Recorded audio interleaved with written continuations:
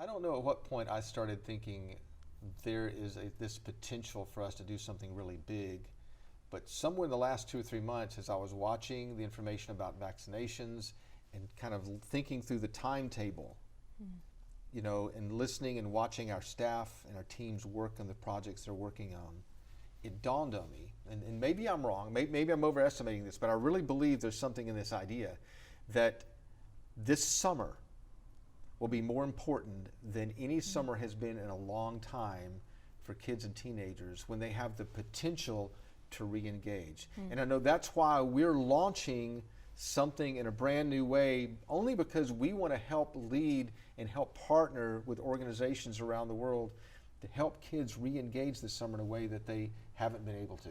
I know another thing that's true, and I'll just say this really quick, is I'm talking to parents more and more now who are saying, look, we're being careful, we're doing everything that we can to stay safe and protect our community, but we're watching what's happening at home in our kids' lives, and we need some kind of opportunity for our kid to have relationships. Whatever that looks like, we're open to some way that our kid can have these important relationships. We want to challenge all of us to get ready for the light to come back on, to get ready for the doors to open back up, to get ready for people to be in spaces together again, so that we are ready as leaders, not simply to press play for us, but to help kids know what it means to press play and to re-engage again. That's why we've actually created something that I think is unbelievable, and this feels like an infomercial, but it's not an infomercial. This is our passion, because we actually believe the one thing we want to do that we haven't been doing, we haven't been able to do, is to lean into all of our churches and all of our leaders and all of our volunteers and all of our families and say, we want to help everybody at this moment in time press play so that we can restart in a way that will make a big difference. And this is a big launch. I mean, this is our VBS kit that we've talked about, but it's not just the ordinary VBS kit. This year we have redesigned everything.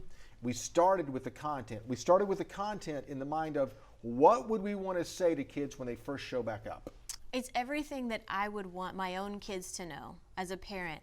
What I want them to know after 10 months of this pandemic, for me as an adult, that feels like 7 years to my kids, I want them to understand that life is about being personal.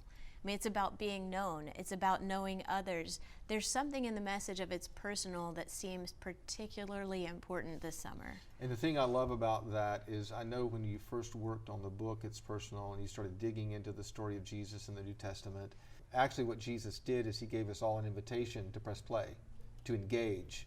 And what better way to jump right into the story of Jesus this summer to say to kids, you know what, life has been crazy, life has been unpredictable, just like it was in Jesus' day, and Jesus showed up in a way he wants us to show up for each other, and we want every kid who participates in this to kind of walk away because they've had this encounter with each other and this encounter with Jesus where they believe these 5 things about themselves.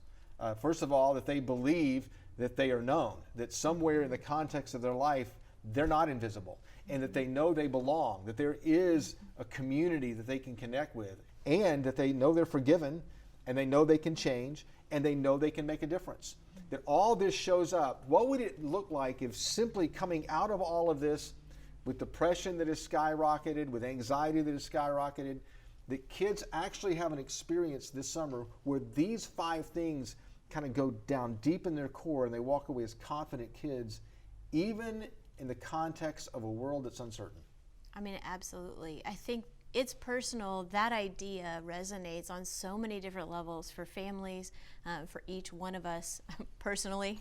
I think it connects. And as we're talking about VBS, I know in the back of my mind, when I think VBS, I have this specific picture of what VBS is. And I love that you were talking about how we reimagined all of the many, many ways that somebody might create a summer experience. Not only have we rethought the content in light of COVID, in light of what every kid has experienced this last year, every family has experienced this last year, we rethought the context, because we all know that's going to have to change. We all know that VBS might not look the way that it's looked in the past, and so we actually have provided resources for 4 different maybe types of summer experiences that you might consider doing as a leader.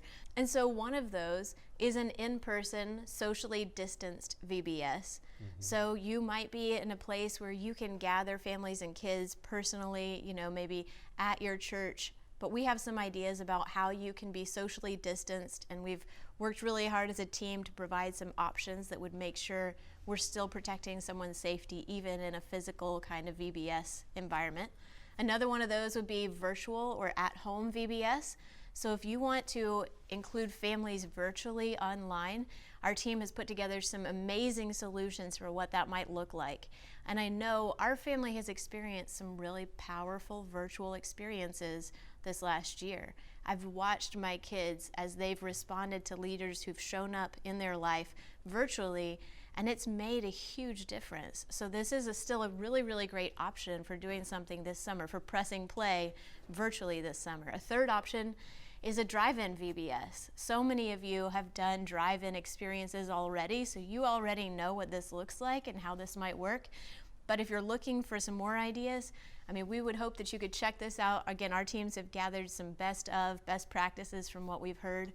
And the fourth one would be maybe a neighborhood or backyard gathering. Maybe this gathering isn't at your church, and maybe it's not every family, but what if there were smaller gatherings that are more localized to communities?